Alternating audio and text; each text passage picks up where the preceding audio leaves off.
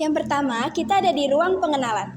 Ruangan ini memamerkan suatu Batavia tahun 1920 dan di Omara, aktivitas pemuda yang sedang belajar dan berdiskusi. Nah, di gedung Keramat 106 ini masih menjadi pemondokan mahasiswa sekolah Stovia dan RAS.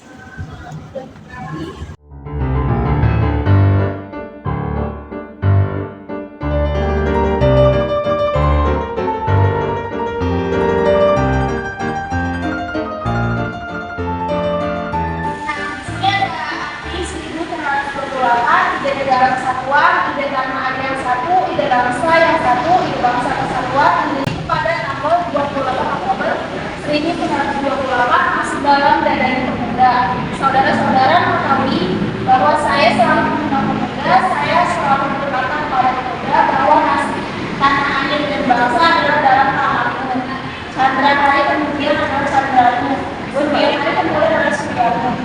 Jikalau suatu ide sudah masuk dadanya pemuda-pemuda, ide yang menginginkan dirinya itu tidak bisa mati. One day, yang berbeda lantas tertimbul oleh idealisme dan romantik yang semulia-mulia dan semulia-mulia. Sumpah pemuda pada akhirnya adalah ajakan kembali pada pribadi sendiri. Sumpah pemuda adalah kembali pada objektif di segala kalangan. Maka oleh karena itu, kalau kita pada kalau saudara-saudara mengadakan kekayaan, budaya kita sendiri. Hanya bangsa yang memiliki pula bisa kita berdiri di dalam negara negara.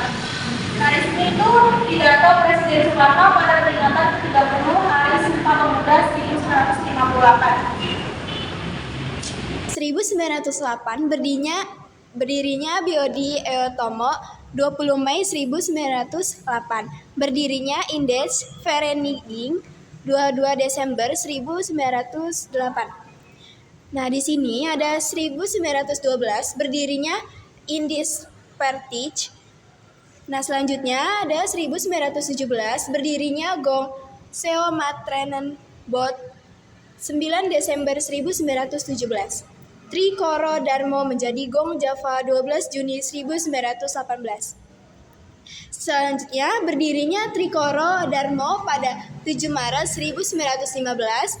Nah, selanjutnya 1925 Indonesia Vereniging diubah menjadi Perhimpunan Indonesia pada 11 Januari 1925. Terbentuknya Gong Islamieten Bot pada 1 Januari 1925. Kongres Pemuda pertama 30 April 2 Mei 1926 berdirinya Perhimpunan Belajar Indonesia PPI September 1926. Selanjutnya 1927 Gong Indonesia berdiri pada 20 Februari 1927 dan berubah nama menjadi Pemuda Indonesia pada 28 Desember 1927. Selanjutnya 1930 dibentuk Komisi Persiapan Badan Perserikatan Kepanduanan Nasional. Setelah Indonesia Meodi terbentuk didirinya Kepanduanan Bangsa Indonesia KBI. 1931 Indonesia Meoda dideklarasikan di Solo pada 28 Desember 1930 sampai 2 Januari 1931. Dan selanjutnya 1944 lagu Indonesia Raya digubah untuk kepentingan propaganda Jepang. 1945 Proklamasi Kemerdekaan RI dan lagu Indonesia Raya mengibarkan bendera merah putih. 1959 Hari Sumpah Pemuda ditetapkan sebagai sebagai hari nasional bukan hari libur. Oh, yeah.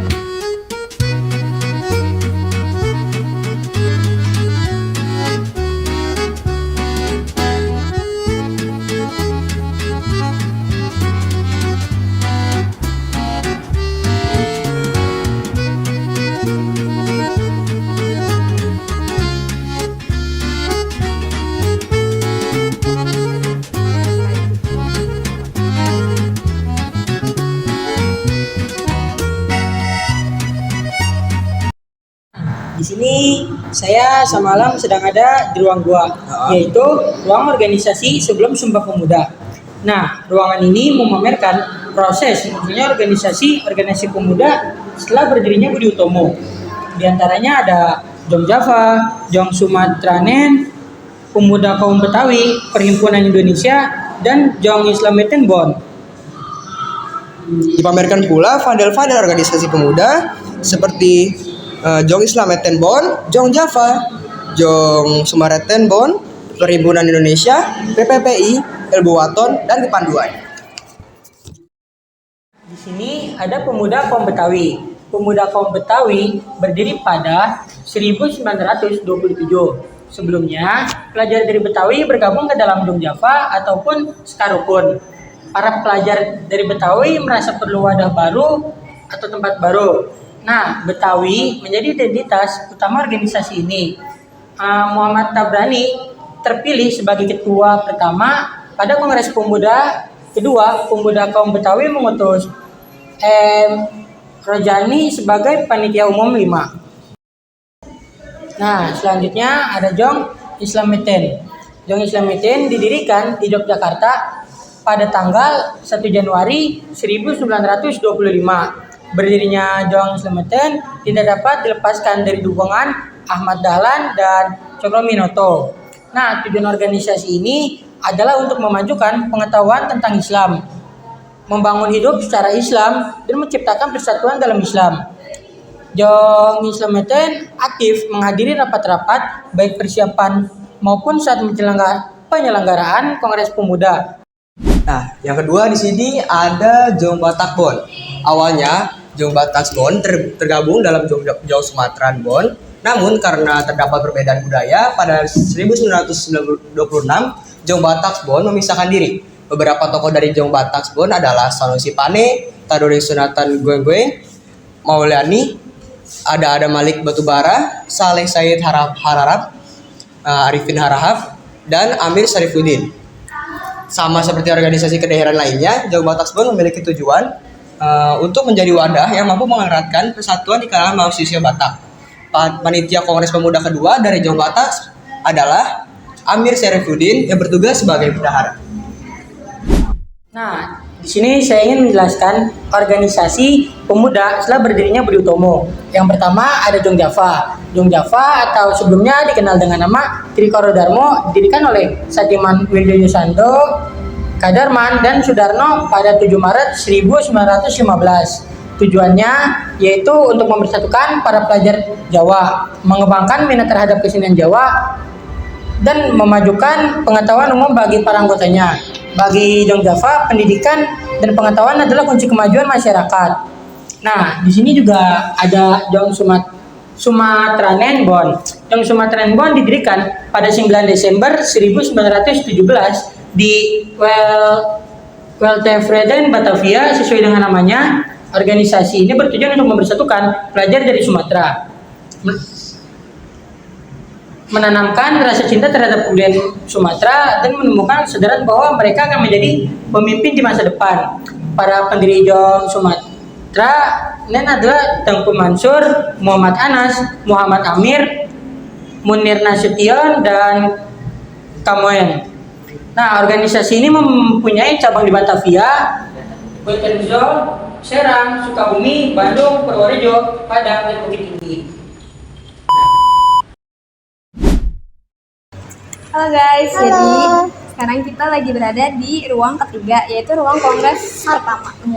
Jadi ruang ini memamerkan proses terjadinya peristiwa Kongres Pemuda pertama serta organisasi yang berdiri tahun 1926, di antaranya Perhimpunan Pelajar-Pelajar Indonesia atau PPPI.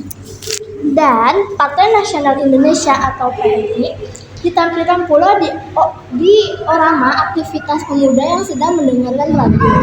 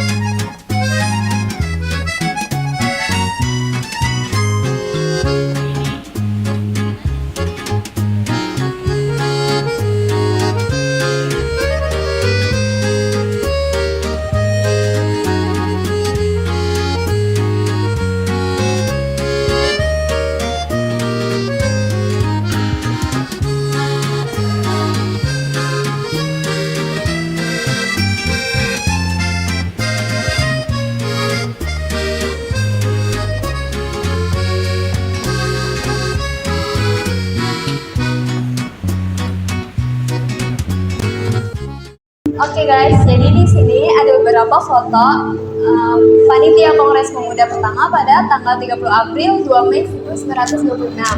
Terus di sebelahnya, di sini ada foto jamuan makan bersama peserta Kongres Pemuda pertama pada 2 Mei 1926. Dan di atasnya juga ada para peserta Kongres Pemuda pertama berfoto bersama di depan gedung Regiment Cellar Soldier. Terus selanjutnya kita ke sini. Nah, di sini tuh ada manifesto politik tahun 1925. Dan itu foto-foto pengurusan penghimpunan Indonesia yang merilis manifesto politik pada 11 Januari tahun 1925. Dan ini foto-foto pengurus penghimpunan Indonesia pada tahun 1924. Di sini tuh ada para pemuda yang sedang berdiskusi ya. Jadi di sini juga ada foto anggota PPI berfoto bersama saat berwisata ke Cinota Bogor. Jadi ini para anggota PPI. Terus tentunya juga ada pertemuan anggota pemuda Indonesia dengan anggota PPPI di Stasiun Gambir. Terus di atas juga ada pengurus organisasi pemuda Indonesia pada tahun 1929. Jadi di sini ada gambar undangan Kongres Pemuda pertama yang untuk mengundang para pemuda untuk melakukan rapat Kongres pertama.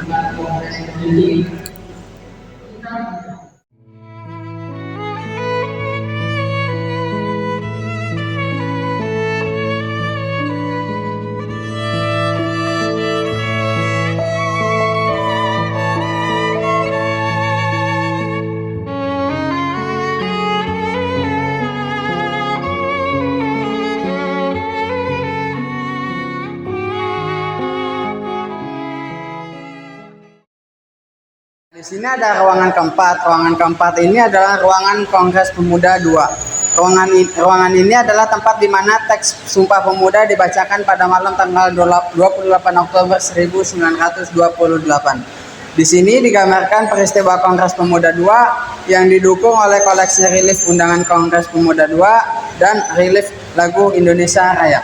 Relief keputusan Kongres Pemuda kedua dan diorama Kongres Pemuda kedua. Dan di sini ada tokoh para Kongres Pemuda II. Yang pertama ada Benjamin Sadid. Yang kedua ada Muhammad Yani. Yang ketiga ada Subondo Jojo Puspito. Yang keempat ada Joko Malsadi. Yang kelima ada Al-Masri. Dan yang ketujuh ada Nadia Sengkara. Dan yang terakhir ada Wayan Suprapman.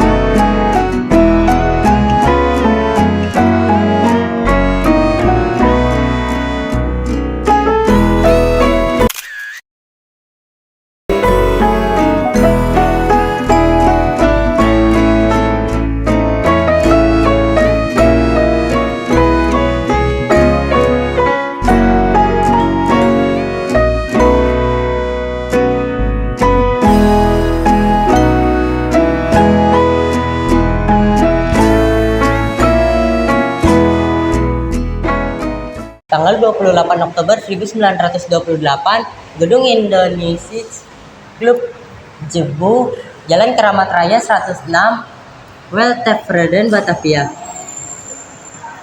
Ruangan ini menjadi saksi bisu lahirnya sebuah konsep kebangsaan dalam Ikrar Sumpah Pemuda yang dirumuskan oleh pemuda dan pemudi Indonesia pada malam penutupan Kongres Pemuda kedua. Di ruangan ini, kongres berlangsung selama 6 jam, dimulai pukul 17.30 sampai dengan 23.30. Di ruangan ini pula, lagu Kebangsaan Indonesia Raya diperdengarkan untuk pertama kali oleh penciptanya, W.R. Supratman.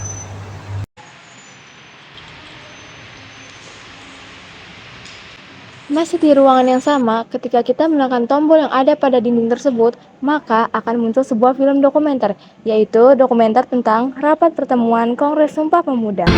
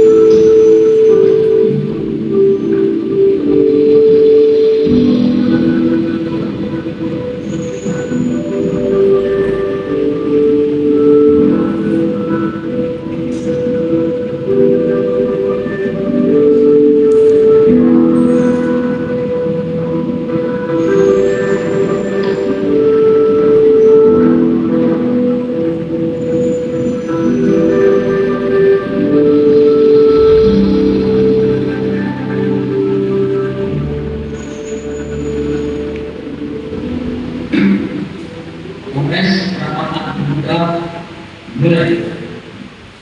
Pertama-tama di sini saya ingin menyampaikan terima kasih kepada saudara-saudara sekalian. Semoga rapat ini dapat menguatkan rasa persatuan dan persatuan bangsa Indonesia yang telah dibangun sejak kita mulai sejak bergerak bersama dalam Kongres Pemuda pertama. Saudara-saudara sekalian, sekarang saatnya bagi peserta kongres untuk menyampaikan pendapatnya. Ya, silakan. Maaf saudara-saudara, teman-teman. Kondisi kolonial Belanda itu menghambat kedatangan saya. Ada anggota yang bersiap menjelajah.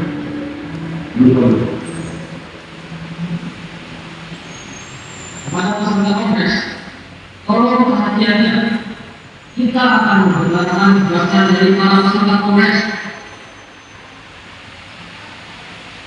Kami menyarankan bahwa kongres juga harus menaruh perhatian pada pendidikan perempuan.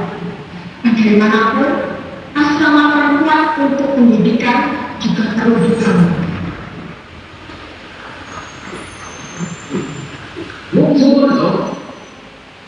Apakah baiknya jika mengatakan tidak baik ini tidak hanya membahas soal persatuan, melainkan juga membahas kemerdekaan?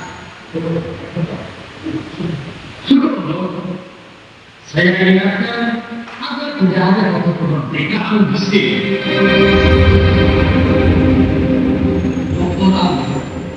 Tolong dipahami bahwa ini bukan kongres politik.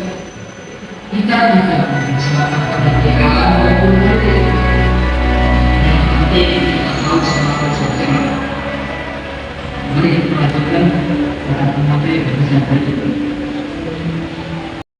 Masuk ke ruangan selanjutnya, di sini kita dapat melihat banyak sekali peninggalan W.R. Supratman, termasuk biola dan juga lagu Indonesia Raya yang ditulis pada dinding 3 stanza.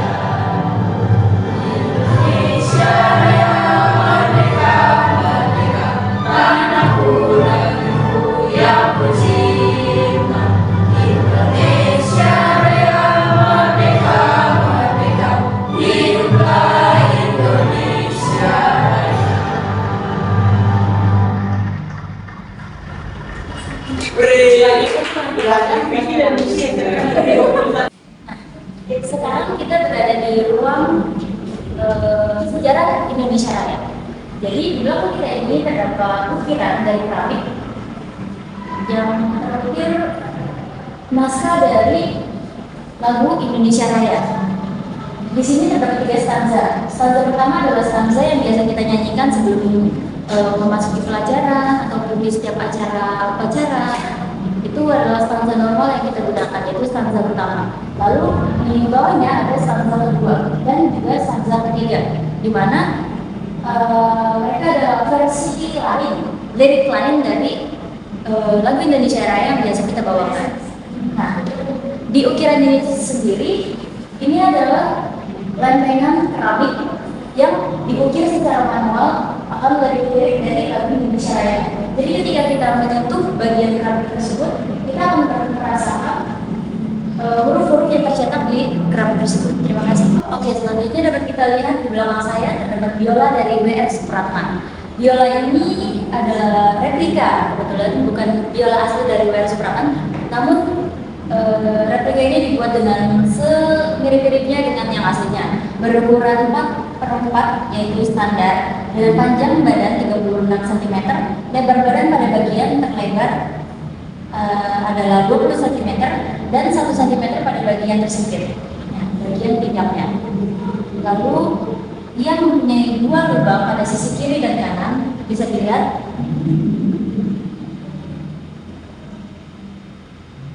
Ya, 2 lubang pada sisi kiri dan kanan di bagian di antara dari senar-senar yang ada di biola tersebut. Lubangnya masing-masing berbentuk S dan S kembali, atau yang biasa disebut F-hole dalam pembiola-biolaan. Adapun fungsi lubang tersebut adalah untuk membuang gema dari dalam.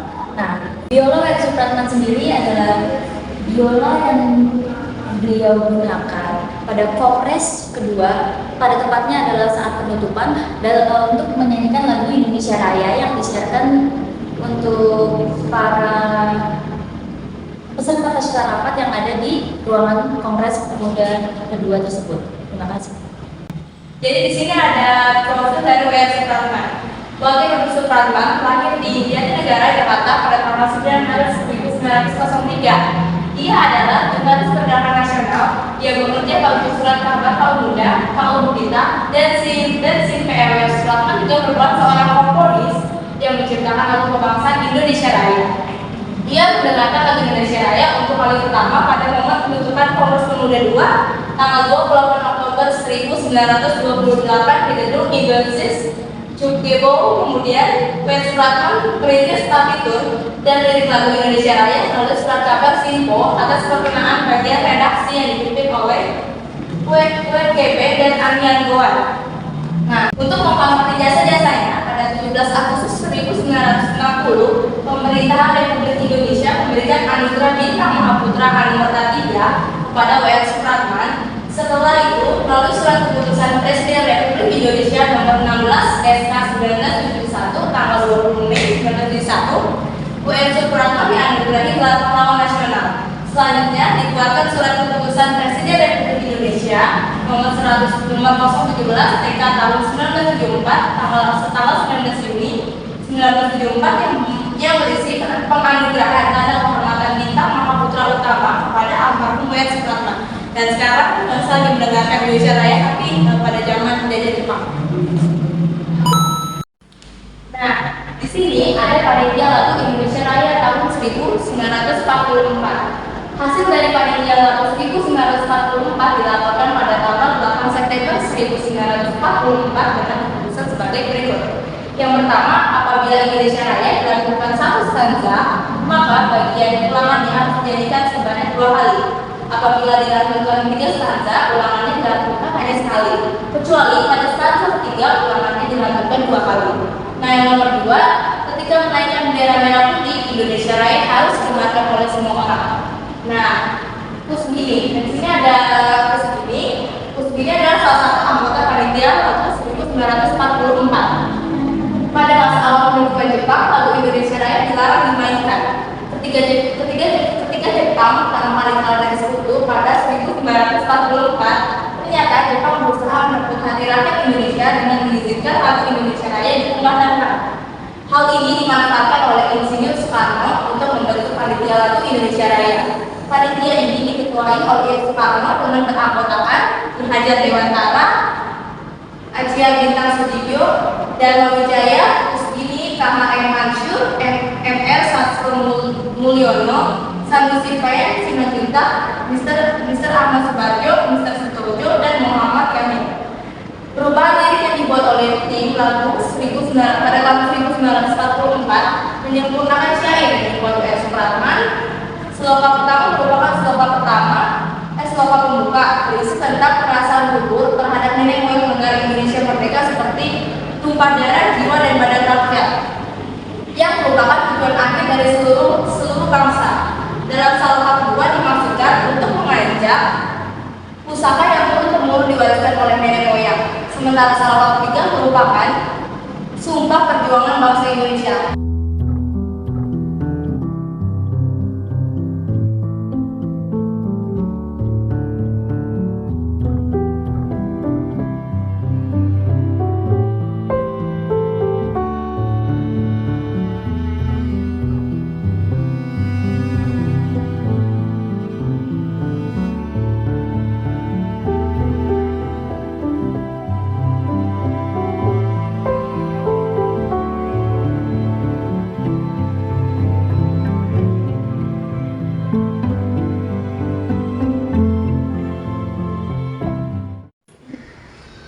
ada Kongres Bahasa Indonesia. Kongres Bahasa Indonesia pertama kali digelar pada 25 Juni 1938.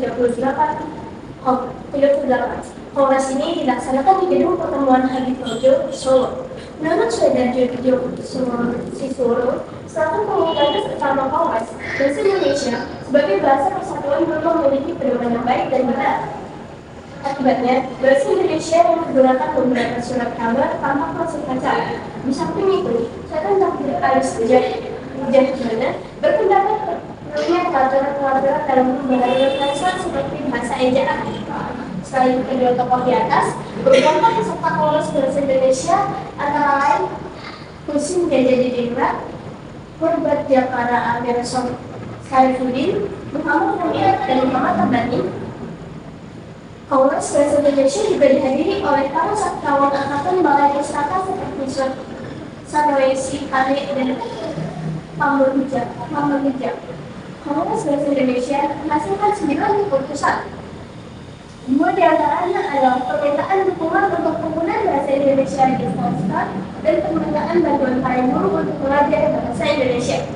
Di sini juga ada Kongres Perempuan.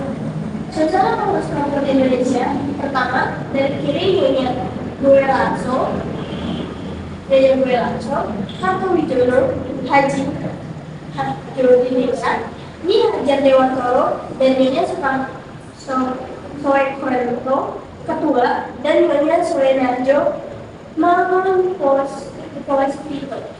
Hospital, dan Meja Isma. Kongres Pemuda kedua pada 27 sampai 28 Oktober 1928 telah menginspirasi tokoh-tokoh perempuan dari kelompok buruh muda Jawa Java. Para tokoh perempuan kemudian membentuk panitia Kongres Perempuan yang diketuai oleh R.A. Sulekonto, Nyi Hajar Dewantoro sebagai wakil ketua dan Sujatien sebagai sekretaris. Kongres Perempuan pertama diselenggarakan pada 22 Desember 1928. Hasilnya adalah pendirian cabang Putri Indonesia di Yogyakarta tanggal 22 Desember, kemudian diperingati sebagai hari ini. Ya, di sini ada Indonesia Muda, dan di sini adalah anggota Indonesia Muda. Di sini ada anggota Indonesia Muda, dan yang kedua adalah kegiatan Indonesia Muda didirikan melalui Kongres yang diselenggarakan pada 30 Desember 1910 hingga 2 Januari 1931. Kongres tersebut dilaksanakan di gedung pertemuan Hadi Projo, Solo. Putusan yang didapatkan dari kongres tersebut adalah peleburan berbagai organisasi kedaerahan dalam suatu wadah Indonesia Muda. Organisasi yang memutuskan untuk menggabungkan diri ke dalam Indonesia Muda yaitu Jong Java, Jong Sumatera Nimbon, Pemuda Indonesia, Jong Celebes, dan Sekar Rukun. Tujuan Indonesia Muda adalah memperluas persatuan orang pelajar sebagai satu bangsa dan satu tanah air. Diharapkan dengan kesadaran seperti demikian, Indonesia Raya dapat terwujud. Dan yang kedua ini, antara 1928 hingga 1935, organisasi luar baik yang didasarkan pada kebangsaan ataupun keagamaan semakin banyak. Panduan yang berdasarkan asas kebangsaan antara lain Pandu Indonesia atau yang disebut PI dan Pandu Member Organisasi Kesudan atau PLP dan Pandu Kesultanan atau PK. Sedangkan yang berdasarkan asas keagamaan yaitu Pandu Ansor, yang kedua ada Al-Watoni, yang ketiga ada Hizbul Waton atau yang disebut dengan AW. Yang ketiga Panduan Islam Indonesia atau PAI, Islamic Finger Organisasi atau IPO, dan Tridharma dan Panduan Asas Katolik Indonesia atau PAK.